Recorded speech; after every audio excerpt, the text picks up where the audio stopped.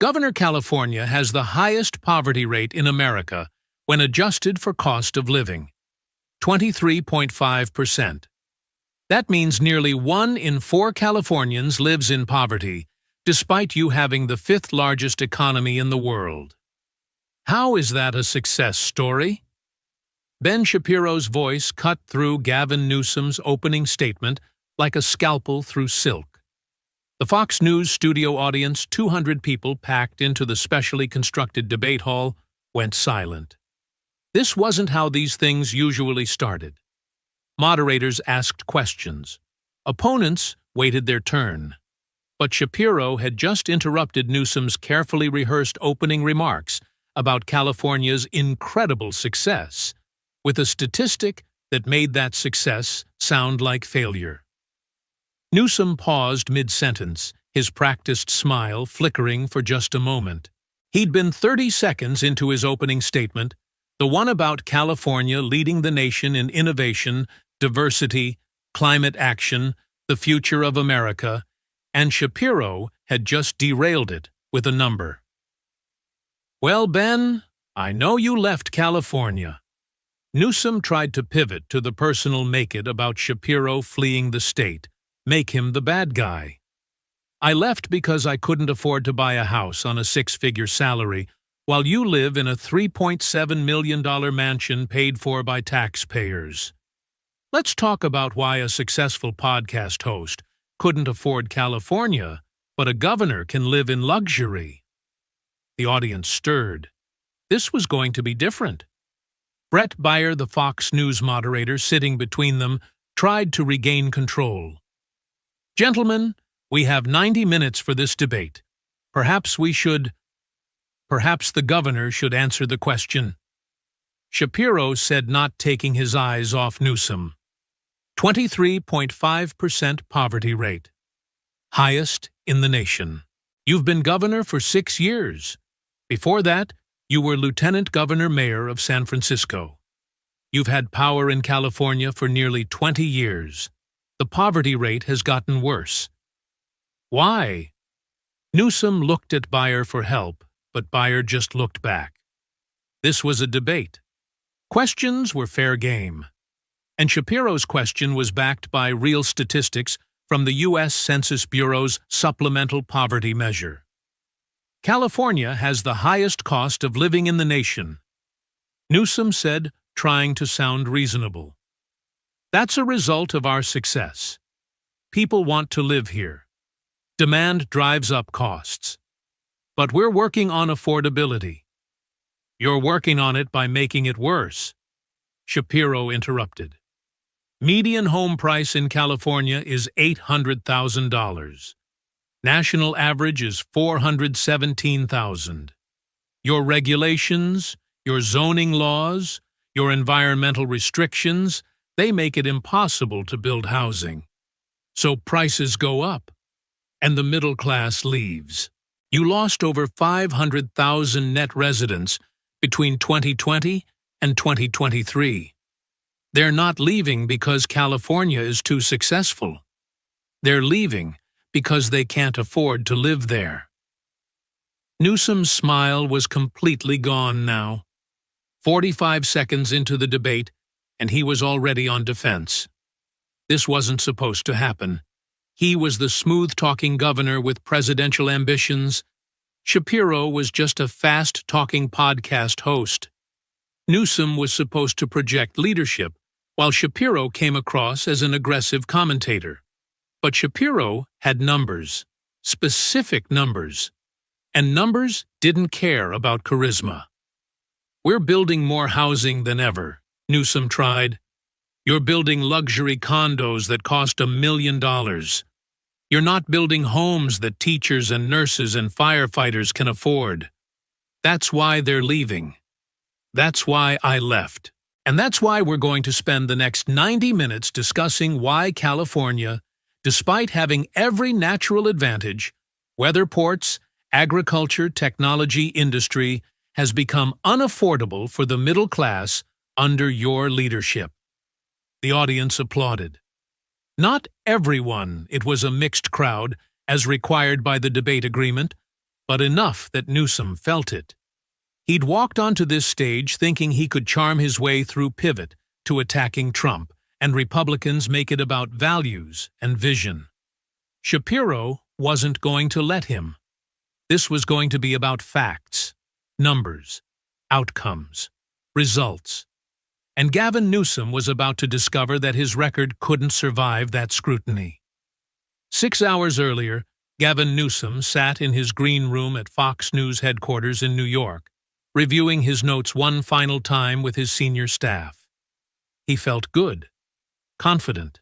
This debate had been in the works for 3 months, ever since Shapiro, a former Californian who'd relocated to Florida, had publicly challenged Newsom to defend California's policies on national television. Newsom's team had initially dismissed it. "You don't debate podcasters. You're a governor with presidential ambitions. It's beneath you." But the challenge had gained traction. Other commentators picked it up. Conservative media ran with it. Is Newsom afraid to defend his record? Even some liberal outlets started asking why he wouldn't debate California's policies. Finally, Newsom's political advisors made the calculation refusing looked weak. But accepting and winning would establish him as the reasonable progressive who could handle tough questions, could appeal to moderates, could prove he was ready for the national stage in 2028. So, they accepted. Fox News, as the venue, was the compromise Shapiro's territory, but with a professional moderator and debate rules. 90 minutes. Opening statements. Structured topics. Closing statements. Live audience of 200 carefully selected to be balanced. "Remember the strategy," his chief of staff said, reviewing the game plan one more time. "Stay calm. Don't let him rattle you with rapid-fire delivery. Pivot to values when he gets into weeds. Make it about vision versus negativity. And bring it back to Trump whenever possible. Remind people that Shapiro supported Trump, that this is really about the future of the country." Newsom nodded. He'd done hundreds of debates. This was just another one.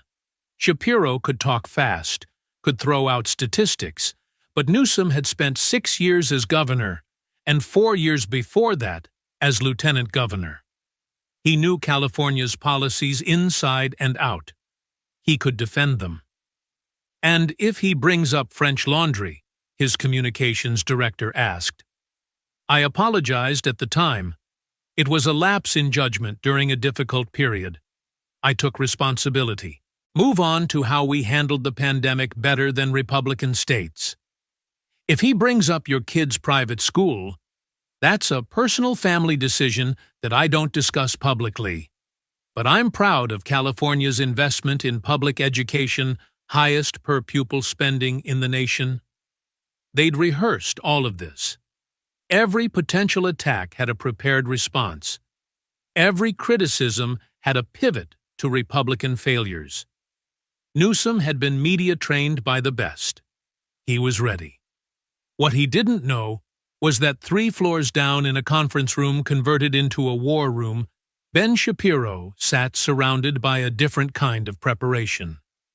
Shapiro had spent 3 months on this, not just reviewing talking points, actually researching. He'd hired researchers to compile everything about California under Newsom's leadership. Every policy, every outcome, every failure, every piece of hypocrisy. The war room looked like something from a prosecutor's office. Whiteboards covered with statistics, binders organized by topic, printed charts and graphs, photos, receipts, actual receipts, including the itemized bill from Newsom's French Laundry dinner that someone had leaked months ago. "Let's review the structure one more time," Shapiro said to his team. He spoke quickly as he always did, but with precision. "We have 90 minutes, 6 15-minute segments. I need to destroy him systematically." His lead researcher pulled up the outline on a screen. Segment 1. Opening statements and homelessness. Hit him with the $24 billion spent and 42% increase. Make him defend the indefensible. Segment 2, middle-class exodus. The 500,000 net loss. The U-Haul rates. Make him explain why people are fleeing. Segment 3, business flight. Tesla, Oracle, HP. Make him explain why his tax base is leaving. Segment 4, crime. Proposition 47. The retail theft epidemic. Show the videos of people looting stores. Segment 5, personal hypocrisy. French laundry, private schools, plump jack wineries getting state benefits. Make him defend living differently than he governs. Segment 6, the failures. High-speed rail, energy costs, water management, every big project that's over budget and under-delivered. Shapiro reviewed each section. For every topic, he had specific numbers, specific examples, specific contradictions between what Newsom said and what Newsom did. The key is not letting him deflect, Shapiro said. He's going to try to pivot to Trump, to Republican states, to values. Every time he does, bring it back to California, to his record, to results. Don't let him make this theoretical. Make it concrete.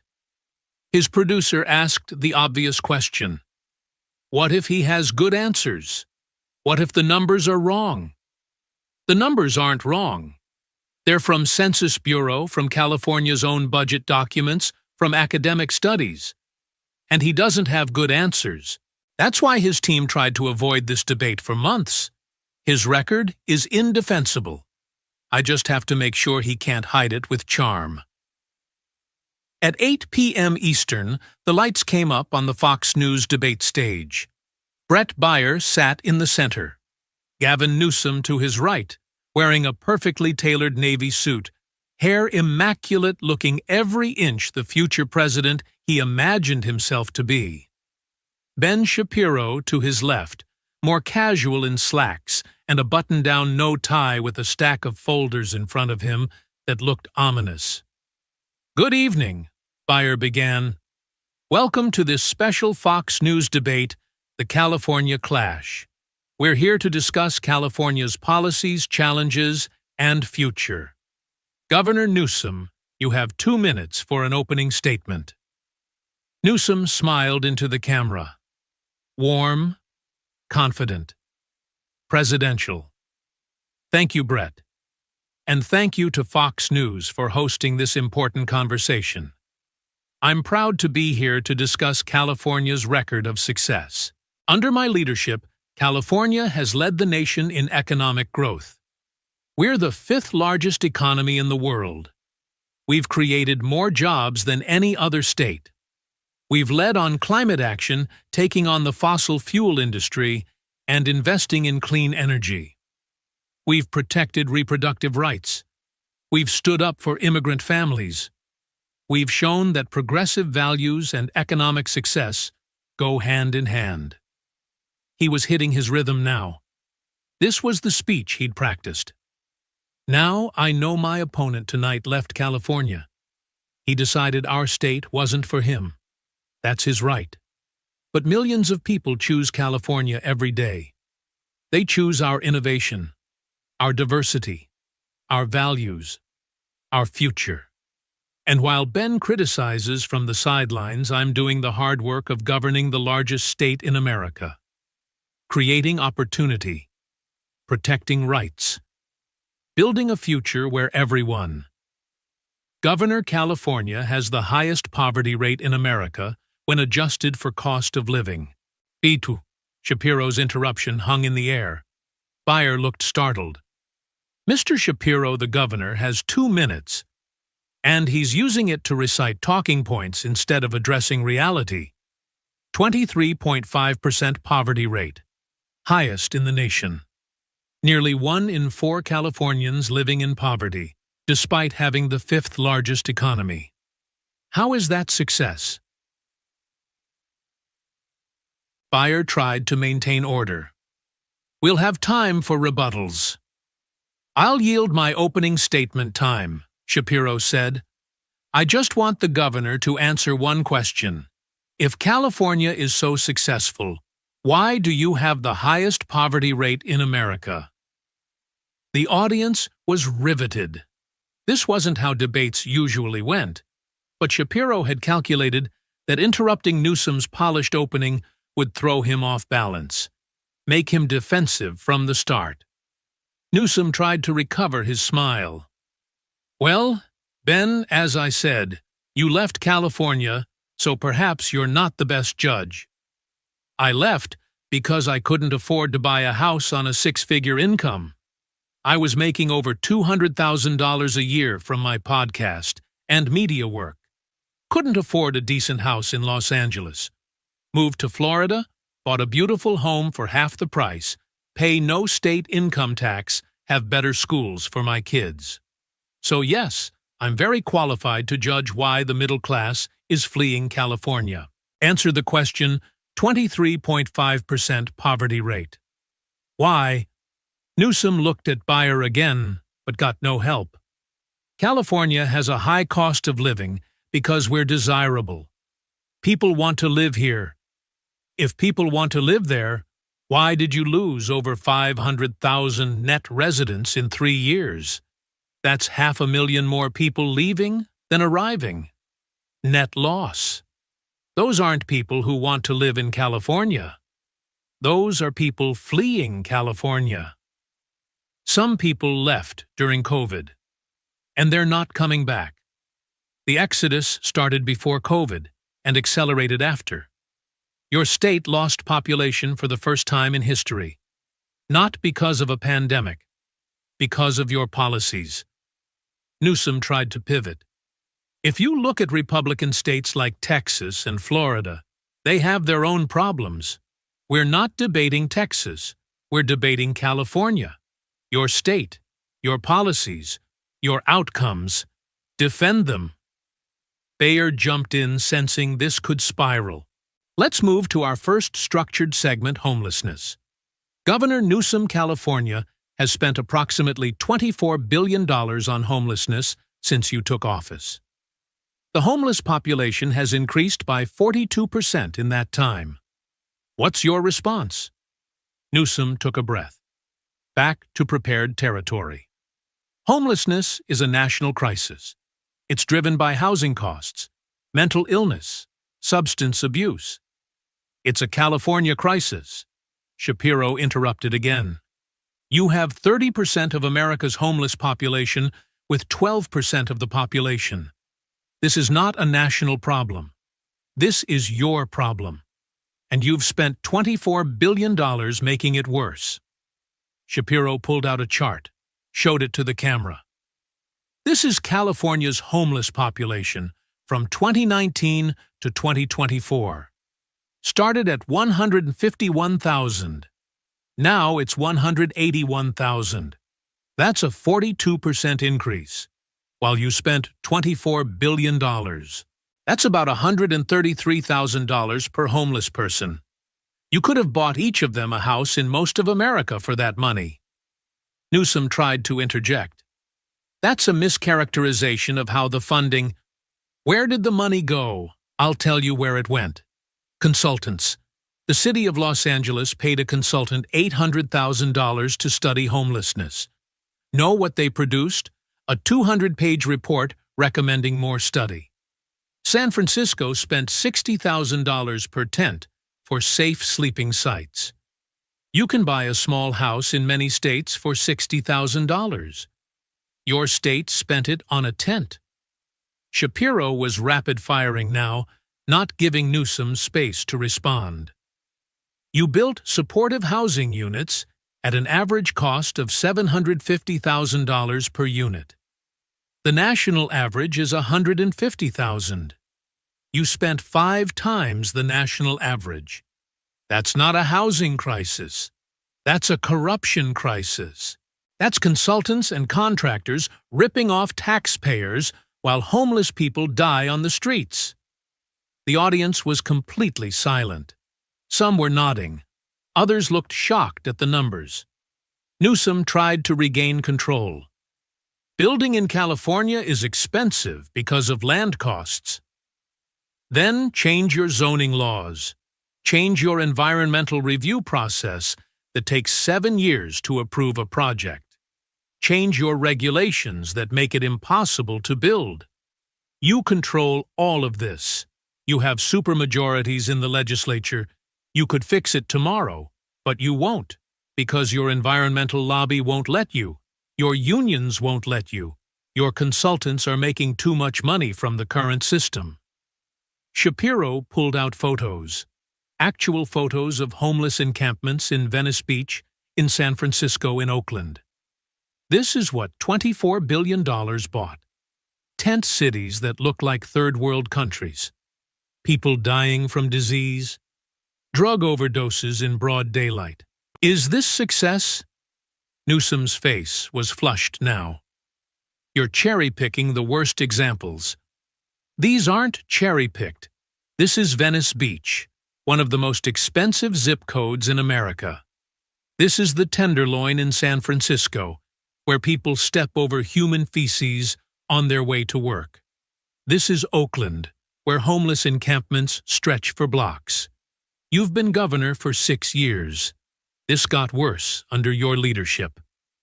Bayer tried to moderate. Governor Newsom, how do you respond to the cost-per-unit criticism? Newsom took a breath, tried to sound reasonable. Building supportive housing requires more than just construction. It includes services, mental health treatment, substance abuse counseling. Then itemize it, Shapiro demanded. Show me the breakdown. $750,000 per unit. Where does that money go? What services cost $600,000 per person? Newsom didn't have an itemized breakdown, because if he did, it would show how much went to administrative costs, consultant fees, union wages inflated by project labor agreements, environmental review costs, permit fees. It would prove Shapiro's corruption argument. These are complex projects. Complexity is an excuse for failure. Other states build homeless housing for a fraction of the cost. Other cities have reduced homelessness. You've increased it while spending more than anyone. That's not complexity. That's incompetence. The first segment ended with Newsom unable to defend the homelessness spending. Bayer moved to commercial break. In the green room, Newsom's team was in crisis mode. He's not letting you talk, his chief of staff said. You need to demand equal time. He's just throwing numbers. The numbers are real. We need to pivot. Make it about compassion versus cruelty. Make it about values. But when they came back from commercial, Shapiro had more numbers ready. Next segment, California's population loss, Bayer said. Mr. Shapiro, you mentioned this earlier. Expand on it. Shapiro pulled out a U-Haul price sheet. Actual printout from U-Haul's website. This is from last week. I checked rental rates for moving trucks. Los Angeles to Austin, Texas, $2,500 for a one-way truck rental. Austin to Los Angeles, $500. Same truck. Same distance. Why is it 5 times more expensive to leave California than to move there? He let the question hang. The audience could figure it out. Because 5 times more people are leaving than arriving. U-Haul prices are set by supply and demand.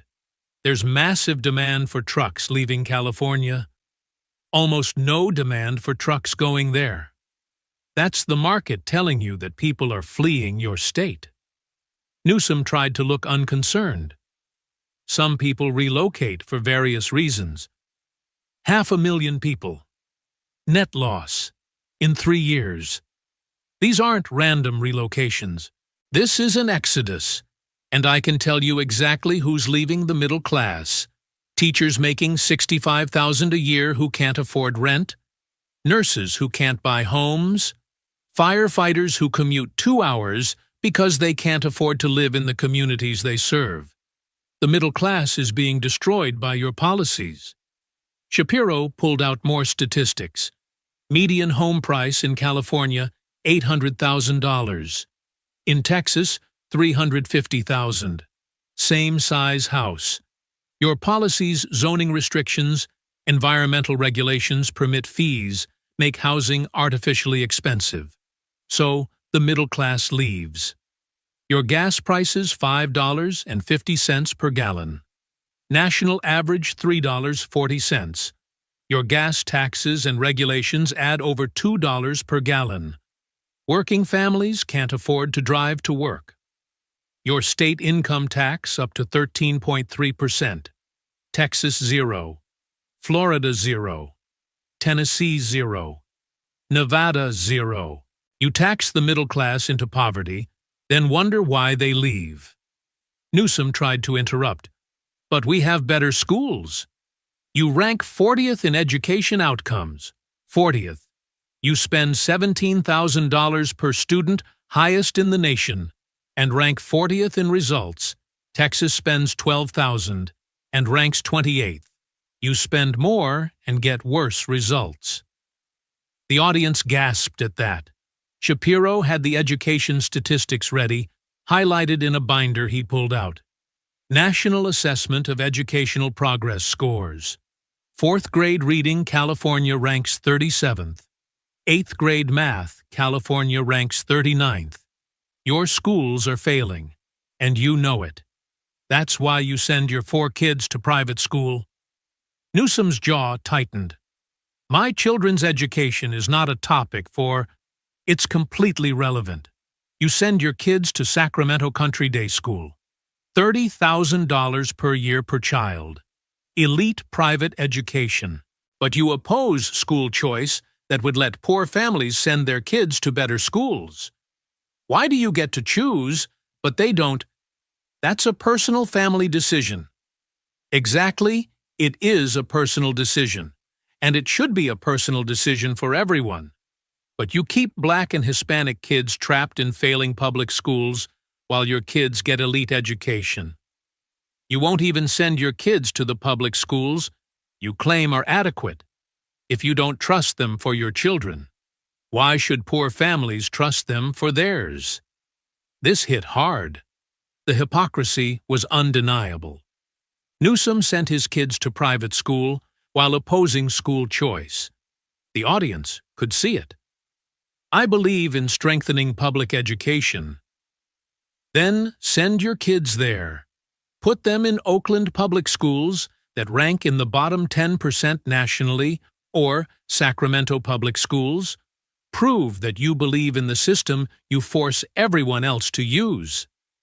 Newsom had no response to that, because he'd never send his kids to those schools. They weren't good enough, and everyone watching knew it. Shapiro pressed the advantage. This is the pattern with you. You live differently than you govern. You tell Californians to make sacrifices you won't make, to accept schools you won't accept, to pay taxes you avoid, to follow rules you break. Let me ask the audience. Shapiro turned to face the crowd. How many of you used to live in California? About 30 hands went up. 15% of the audience. Keep your hands up. How many of you left because it was too expensive? All 30 hands stayed up. How many of you are better off now than you were in California? All 30 hands. Shapiro turned back to Newsom. There's your answer. The people who left your state are better off. They have more money, better housing, lower taxes, better quality of life. That's not success for California. That's failure. Newsom tried one more pivot, but we have incredible innovation technology companies that are leaving. Let's talk about that. Shapiro pulled out another list. Tesla moved headquarters from Palo Alto to Austin. Oracle moved from Silicon Valley to Austin. Hewlett-Packard, born in California, moved to Houston. Charles Schwab, San Francisco to Texas. CBRE Group, Los Angeles to Dallas. These aren't small businesses. These are Fortune 500 companies. Your tax base, your job creators, they're leaving. Why? Newsom tried to minimize it. We still have more Fortune 500 headquarters than any other state. You had more. You're losing them. And you're losing their tax revenue and jobs. Elon Musk, who built Tesla in California, moved the company to Texas. He didn't move because of weather. He moved because of your policies, your regulations, your taxes, your hostile business environment. Shapiro had the receipts, actual quotes from CEOs explaining why they left. Elon Musk, quote, "California has become complacent about its economic success. It's taken it for granted." He's talking about you. Oracle CEO Larry Ellison. "We were able to recruit better talent in Texas with lower cost of living." Translation: Your state is so expensive, people won't move there for jobs. HP CEO Antonio Neri. "We need to be in an environment that allows us to operate efficiently." Translation: Your regulations are strangling business. Newsom tried to defend. These are business decisions based on many factors. Yes, and all those factors point to California being a terrible place to do business, high taxes, extreme regulations, expensive energy, labor laws that make hiring difficult, legal environment that encourages frivolous lawsuits. You've created a hostile environment for business, and you wonder why they leave. Shapiro pulled out economic growth statistics. California GDP growth 2.1% last year. National average 2.5%. Texas 4.3%. Florida 3.8%. You're growing slower than the national average, despite having every natural advantage. And your per capita income growth, how much the average Californian's income grows, you rank 47th out of 50 states. You're one of the worst states in America for income growth. The audience was stunned. California, the success story, ranked 47th in income growth. Newsom tried to explain. We have higher baseline income. So you're stagnant. People in California aren't getting richer. They're getting poorer relative to the cost of living, which brings us back to the poverty rate.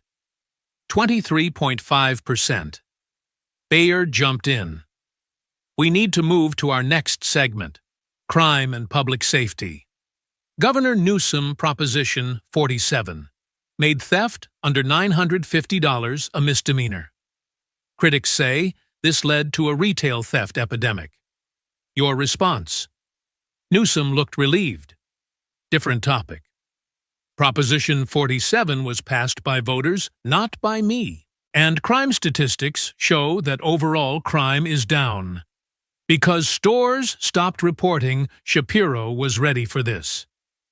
When district attorneys won't prosecute, why would stores waste time reporting theft? Let me show the audience what your policies created. He signaled to the control room. A video played on the monitors. Security camera footage of people walking into stores, filling garbage bags with merchandise, and walking out. Security guards standing by doing nothing. Multiple clips from different stores, different cities, same pattern. That's San Francisco. That's Los Angeles. That's your policy. Theft under $950 is effectively legal, so people steal with impunity. Organized retail theft has become a business model. More footage. People with shopping carts full of stolen goods, walking out of Target, out of Walgreens, out of CVS. Nobody stopping them. Walgreens closed 17 stores in San Francisco because they couldn't operate with this level of theft. CVS closed 12. Target had to lock up basic items. Deodorant in locked cases. Toothpaste. Shampoo. In one of the richest cities in America, you have to ask a clerk to unlock a case to buy deodorant. That's not a functioning society. The audience was watching the videos in stunned silence. Some were shaking their heads. This is what progressive prosecution looks like. Your district attorneys appointed by officials you support won't prosecute these crimes. San Francisco DA Boudin was so bad that liberal San Francisco recalled him, voted him out in a special election. That's how bad it got. Newsom tried to push back. Public safety is a priority. Then why are stores closing? Why are people fleeing San Francisco and Oakland? Why is Union Square, once the shopping destination of the West Coast, now half empty because stores can't operate there? Shapiro had the statistics ready. Retail square footage in San Francisco is down 32% since 2019. Stores are leaving because they can't stay in business when theft is legal. And you know who that hurts: poor neighborhoods. Stores close in their communities. They have to travel farther to buy basic goods. Your progressive policies hurt the people you claim to help. Buyer looked at his notes. We're entering our fifth segment. Mr. Shapiro, you mentioned the governor's personal conduct earlier. Expand on that. Shapiro's expression hardened. This was personal for him. November 6, 2020. Governor, what were you doing that day? Newsom knew exactly where this was going. I don't recall the specific. Let me refresh your memory. You were at French Laundry Restaurant in Napa Valley. Birthday party for Jason Kinney, a lobbyist. 12 people at the dinner. Indoors. No masks. At a restaurant charging $350 per person. The total bill was over $15,000. Shapiro pulled out the receipt. Actual leaked receipt from the dinner. Showed it to the camera. That same week, you told Californians they couldn't have Thanksgiving with their families. Restaurants were ordered closed. Small businesses were dying. You held daily press conferences telling people to stay home, wear masks, avoid gatherings. And you were at a $15,000 dinner with lobbyists. Newsom had apologized for this at the time, but Shapiro wasn't done. Who was at that dinner? Jason Kinney, lobbyist for the California Medical Association. Dustin Corcoran, CEO of the California Medical Association. Other healthcare lobbyists, people who had business before the state. 2 months later, the California Medical Association received a $150 million contract from the state. Was that discussed over your $300 meal? That's implying corruption that doesn't. I'm implying that you had lobbyists at an expensive dinner during a lockdown you imposed, and those lobbyists later got massive state contracts. That's called pay to play. That's called hypocrisy. Shapiro pulled out more examples. Your Plump Jack wineries, your family business. During COVID, you designated wineries as essential businesses. They stayed open. Other small businesses were forced to close, but your family's wineries operated. Then, your Plump Jack businesses received $2.9 million in PPP loans. You're worth $20 million. You didn't need PPP loans. You took them anyway, while small businesses that actually needed help couldn't get them. Those loans went to employees. Those loans went to businesses you own. Businesses that were already designated essential and allowed to operate. Businesses owned by a multimillionaire. While actual small businesses were dying, you were collecting millions in federal aid for your family's companies. The audience was restless. This wasn't abstract policy. This was personal corruption. Your kids, Shapiro continued, 4 children, all attending Sacramento Country Day School, $30,000 per year each. That's $120,000 in private school tuition annually, while you tell poor families in Oakland and Los Angeles that their public schools are adequate, while you oppose school choice, while you fight against charter schools. I support public education. You support it for other people's children, not for your own. You won't send your kids to the schools you force everyone else to accept. That's not supporting public education.